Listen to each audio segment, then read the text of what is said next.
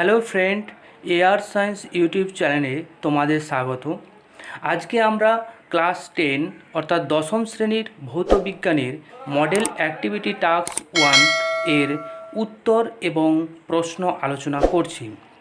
প্রথম যে প্রশ্ন ছিল, মাত্রীয় বিশ্লেষণ থেকে আর এর একক কী হওয়া উচিত তা নির্ণয় করো। তো প্রথমে আমরা কি দেখছি, আদর্শ গ্যাসের সমীকরণ যে পিভি সমান এনআরটি তা আমরা পেলাম আদর্শ গ্যাসের সমীকরণ থেকে। এখানে পি বলতে চাপকে বোঝাচ্ছে, ভি বলতে আয়তনকে বোঝাচ্ছে, এখানে গ্যাসের আয়তন, ঠিক আছে। আর টি বলতে উষ্ণতা, এন বলতে এখানে মোল সংখ্যা, আর বলতে সার্বজনীন গ্যাস ধ্রুবকের কথা এখানে বলা হয়েছে। তো আমরা এই পিভি সমান এনআরটি থেকে আমরা কি বের করতে পারি? দেখো, আর এর মানটা কিন্তু পিভি সমান এনআরটি থেকে বের করেছি। আর সমান তাহলে কি হয়ে যাবে? পিভি বাই এনটি, ঠিক আছে। এবারে আমরা এই যে পি প্রেসার বা চাপ, আয়তন, মোল, উষ্ণতা, এদের আলাদা করে মাত্রাটা আমরা আগে নির্ণয় করে নিয়েছি, যাতে করে আমরা সুবিধা আমাদের হবে ওই আর এর মাত্রা নির্ণয় করার জন্য। তো প্রথমে পি এর যে একক তা একক থেকে আমরা কি পাই? পি এর একক ঠিক না, এটা মাত্রা হবে, ঠিক আছে, মাত্রা। এইগুলো সব কটা হচ্ছে মাত্রা।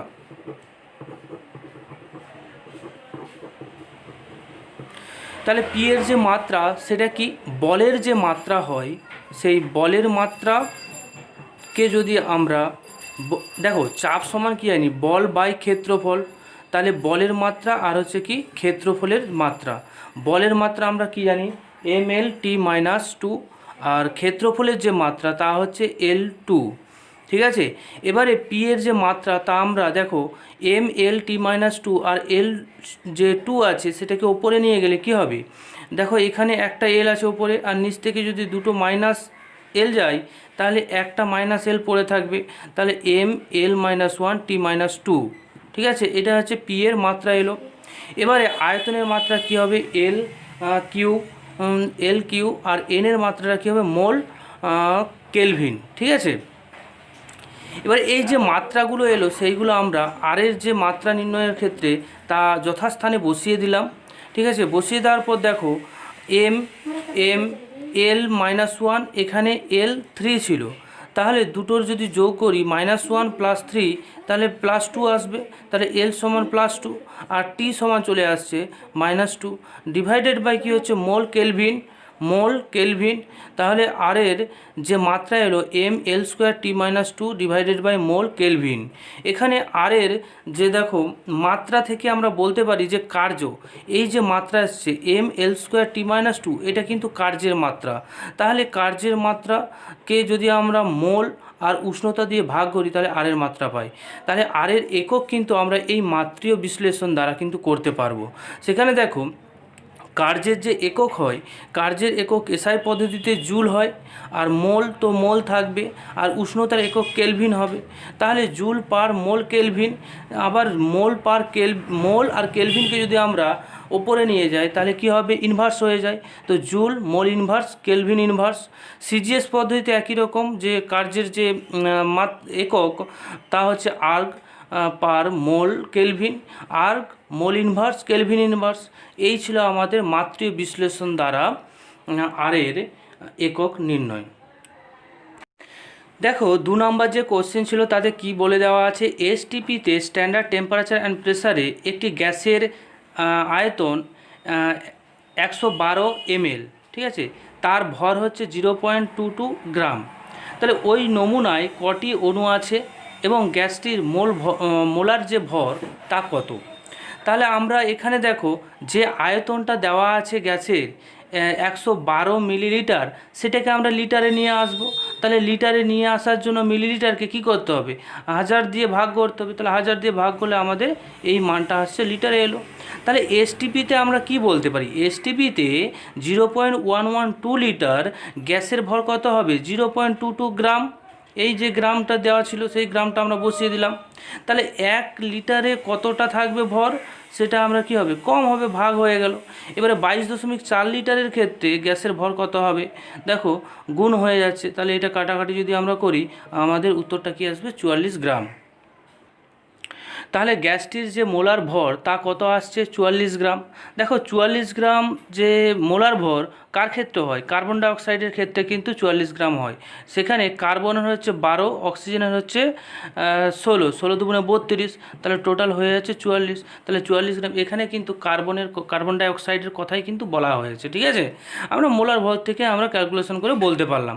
তাহলে এসটিপিতে ওই গ্যাসের অণুর সংখ্যা কত হবে, আমরা কি জানি বলো তো, যে এসটিপিতে 1 মোল কোনো গ্যাসের অণুর সংখ্যা কিন্তু n সংখ্যক। n সংখ্যক বলতে এখানে অ্যাভোগাড্রোর সংখ্যাকে বলা হয়েছে। অ্যাভোগাড্রোর সংখ্যা বলতে 6.022 10⁻23, ঠিক আছে। তাহলে আমরা এখানে এসটিপিতে ওই গ্যাসের যে ভর বেরিয়েছে তা হচ্ছে 44 গ্রাম। তাহলে 44 গ্রামটা হচ্ছে তার মোলার ভর, আর ওই মোলার ভরে অণুর সংখ্যা কত হবে, ওই যে মোলার ভর সেটা কিন্তু 1 মোল আসছে, ঠিক আছে। তাহলে 1 মোলে অণুর সংখ্যা কত হচ্ছে, n সংখ্যক। তাহলে n সংখ্যক 6.0223 × 10⁻23। দেখো তোমাদের বোঝানোর জন্য কিন্তু আমি বিস্তারিত বলছি, তোমরা যখন অ্যাক্টিভিটিটি জমা দেবে তখন কিন্তু যেভাবে আমি লিখে দিয়েছি ঠিক সেইভাবে লিখে জমা দেবে, কেমন। এবারে 3 নাম্বার যে কোশ্চেন সেটা দেখো, প্রধানত কি কারণে বাস্তব গ্যাসগুলি আদর্শ গ্যাসের আচরণ থেকে বিচ্যুত হয়। দেখো বাস্তব গ্যাসগুলো আদর্শ গ্যাস থেকে বিচ্যুত হওয়ার দুটো কারণ হচ্ছে, একটা কি, দেখো বাস্তব গ্যাসের আয়তনজনিত একটা ত্রুটি, আর দ্বিতীয়ত হচ্ছে অণুগুলির মধ্যে আকর্ষণজনিত ত্রুটি। এই দুটো কারণে হয়। এবারে জিনিসগুলো কি আমরা একটু বিস্তারিত জেনে নিই। যে বাস্তব গ্যাসের আয়তনজনিত যে ত্রুটি, আদর্শ গ্যাসের ক্ষেত্রে অণুগুলোর বিন্দুভর সদৃশ্য নেওয়া হয়েছিল, অর্থাৎ অণুগুলির দ্বারা অধিকৃত আয়তন গ্যাস আধারের আয়তনের তুলনায় নগণ্য ছিল। কিন্তু বাস্তবে গ্যাসের অণুগুলি যত ক্ষুদ্রই হোক না কেন এদের আয়তনকে কখনোই উপেক্ষা করা যায় না। এটা ছিল বাস্তব গ্যাসের আয়তনজনিত ত্রুটি। দ্বিতীয়ত হচ্ছে অণুগুলির মধ্যে আকর্ষণজনিত ত্রুটিটা কি, আদর্শ গ্যাসের অণুগুলি নিজেদের মধ্যে কোনো রকম আকর্ষণ বা বিকর্ষণ বল কাজ করে না। তাহলে এখানে কি বলতে চেয়েছে, যে অণুগুলোর মধ্যে নিজেদের মধ্যে আকর্ষণ বল বা বিকর্ষণ বল আদর্শ গ্যাসের ক্ষেত্রে আচরণ করবে না, ঠিক আছে। তো কিন্তু বাস্তব গ্যাসের ক্ষেত্রে অণুগুলির মধ্যে ক্ষীণ আন্তরাণবিক যে আকর্ষণ বল তার একটা অস্তিত্ব বর্তমান, যার জন্যই কিন্তু অণুগুলির মধ্যে আকর্ষণজনিত ত্রুটি সৃষ্টি হয়েছে। দেখো 4 নম্বরে যে কোশ্চেন আছে, দিনের বেলায় আকাশকে নীল দেখায় কেন, এইটা একটা পর্ব বা প্রথম পর্বের কোশ্চেন এটা। তারপর আছে কি, বিবর্ধক কাচরূপে যদি আমরা উত্তর লেন্সকে ব্যবহার করি সেই ক্ষেত্রে বস্তুকে কোথায় রাখতে হবে। তো প্রথম যে আমাদের দিয়েছে দিনের বেলায় আকাশকে নীল দেখায় কেন, তার উত্তরটাই আমি প্রথমে বলি। দেখো ধূলিকণা গ্যাসের অণু দ্বারা সম্পূর্ণ সূর্যরশ্মির বিক্ষেপণ ঘটায়, ঠিক আছে। সূর্যরশ্মিকে কি করবে, কিছুটা পরিমাণে বিক্ষেপণ ঘটায়। দৃশ্যমান আলোর মধ্যে নীল ও বেগুনি বর্ণের আলোর তরঙ্গদৈর্ঘ্য কম হওয়ায় বিক্ষেপণ বেশি হয়, অর্থাৎ এখানে লাইটের যে ইন্টেন্সিটি সেটা হচ্ছে প্রপোর্শনাল যে 1/λ4 সঙ্গে প্রপোর্শনাল থাকবে, অর্থাৎ চারিদিকে রশ্মিগুলো ছড়িয়ে পড়বে। তাহলে আমাদের চোখ বেগুনি অপেক্ষা, যে বেগুনি বর্ণের যে আলো তার অপেক্ষা নীল বর্ণের আলোর জন্য বেশি সংবেদনশীল বলে আমরা আকাশকে নীল দেখি। এটা হচ্ছে প্রথম পর্বের উত্তর। এবারে দ্বিতীয় পর্বের উত্তরটা কিন্তু ছোট, কিন্তু বুঝে দেওয়ার জন্য ভালোভাবে ছবি এঁকে বলে দিয়েছি। দ্বিতীয় পর্বের উত্তর কি, যে বিবর্ধক কাচরূপে উত্তর লেন্সকে ব্যবহার করতে হলে বস্তুকে লেন্সের সাপেক্ষে লেন্সের ফোকাস দূরত্বের মধ্যে রাখতে হয়। অর্থাৎ এইখানে যদি এটা উত্তর লেন্স ধরি তাহলে এফটা হচ্ছে কি তার ফোকাস কেন্দ্র, তো ফোকাস কেন্দ্রের মধ্যে যদি রাখি, অর্থাৎ মেরু থেকে ফোকাসের মধ্যে যদি রাখি তাহলে বস্তুটির কি হবে, দেখো রশ্মিগুলো ঠিক চলে যাচ্ছে এইভাবে। তো বিপরীত দিকে যখনই আমি কি করছি, বাড়িয়ে দিচ্ছি, দেখবে এই যে বস্তু তার প্রতিবিম্বটা কিন্তু অনেকটাই বড় হচ্ছে, বিবর্ধিত হচ্ছে, ঠিক আছে, আর সমশীর্ষ হচ্ছে। বোঝা গেল। তাহলে কোথায় রাখতে হচ্ছে, ফোকাসের মধ্যে, অর্থাৎ মেরু থেকে ফোকাসের মধ্যে রাখলেই তাদের ক্ষেত্রে আমরা কি পাবো, উত্তর লেন্সের দ্বারা বিবর্ধিত প্রতিবিম্ব পাবো। দেখো 5 নম্বর কোশ্চেনে কী দেওয়া আছে, পর্যায় সারণীতে গ্রুপ 1 ভুক্ত মৌলদের ক্ষার ধাতু বলা হয় কেন? যে একটি ইউরেনিয়ামতর মৌলের চিহ্ন লেখো।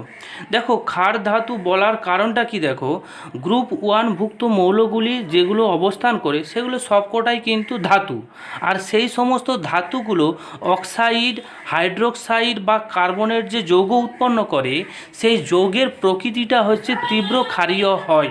ঠিক আছে, তীব্র ক্ষারীয় হয়, যার জন্য এদেরকে আমরা ক্ষার ধাতু বলি। ঠিক আছে, একটি ইউরেনিয়াম উত্তর মৌলের নাম হচ্ছে নেপচুনিয়াম, যার পারমাণবিক ক্রমাঙ্ক 93। ঠিক আছে, এই ছিল তোমাদের মডেল অ্যাক্টিভিটির সমস্ত কোশ্চেনের উত্তর। ঠিক আছে, এবারে তোমরা কি করবে, যেভাবে আমি লিখে দিয়েছি সেইভাবেই খাতায় তুলে স্কুলে জমা দিয়ে দিবে।